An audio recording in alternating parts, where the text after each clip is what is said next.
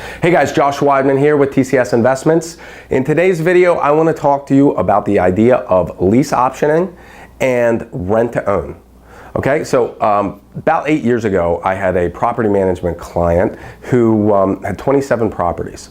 And he had gone through the ringer with these properties, and it was to the point where he was just sick and tired of repairs, sick and tired of the renovations, and he just really wanted the cash flow from these houses and kept running into problems with them. And so he was introduced to this idea of rent to own.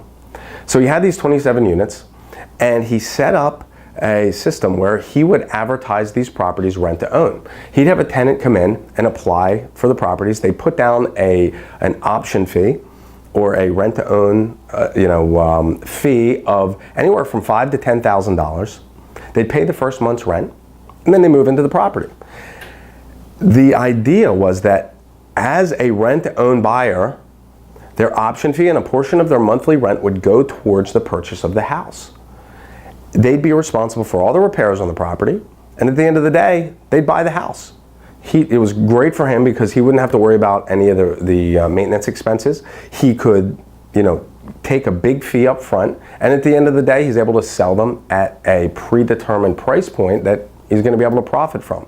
On paper, it sounded fantastic, but in reality, what happened was he had 27 properties that, on average, had tenants that were being evicted every 9 months. Every 9 months, on average, this guy was evicting every single tenant. It's a pretty scary scenario. The reason for this is that the reality of rent-to-own and lease option is different than it looks on paper. That's often the case in real estate, and that's why it's important to do your homework. So here's the deal. Here's the reality of the situation. When you're getting into a rent-to-own situation, unless you are in a fairly affluent neighborhood and you're working with someone that has strong income but just doesn't have the money to put down for the property, and maybe their credit's a little bit dicey, but still pretty decent, okay, maybe in a situation like that, a rent-to-own will work.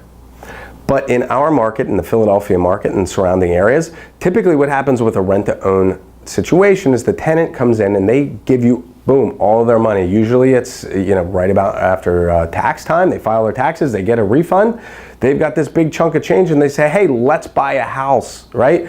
This is a great situation as a rent-to-own. They come in and they put the money down. They don't have any other savings, but their income will justify their rent. So they put down the money, that's gone.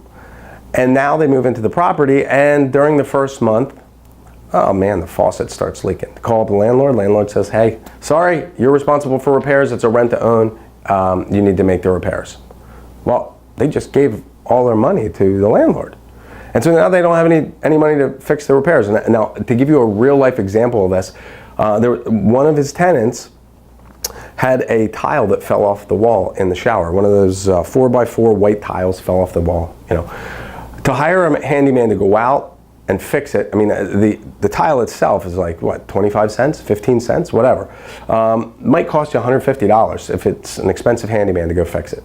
He said, nope, it's your responsibility, get it taken care of. Well, it never got taken care of. 4 years later, the people were just fed up and they left. We went into the property, and guess what? All of the tiles were down in the shower. There was moisture between all of the walls. You got all of the plaster on both sides of the bathroom were buckling out and falling apart.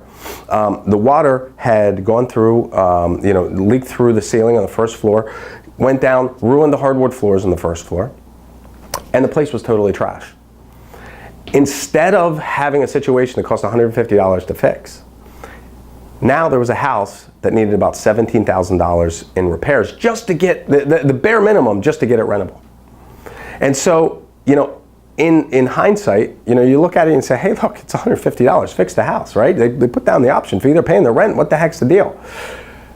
This is the kind of thing that can happen with a rent-to-own if it's not structured correctly. Now, there is a place for it, and we discussed that briefly, but if you're thinking about selling your rental properties on a rent-to-own basis, make sure that you go in with your eyes open. Know that oftentimes, and in fact, I'd say 90 to 95% of the time, the rent-to-own tenant buyer is never going to actually purchase the property. what will often happen is they're going to put down the deposit, they're not going to do the repairs, they're going to be frustrated and angry when they find out that their money's gone and the house is not in great shape. And so they're just going to throw their hands up and leave.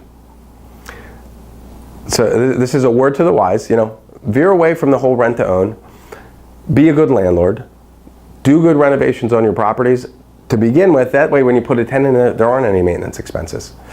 If there are, they're minor and they can be addressed as time goes on. Better yet, do your calculations from the beginning, run your numbers right, and you'll have no problem making money on your rentals. So that's it for today. I wish you the best of luck in your real estate investing, and we'll see you again soon. Take care.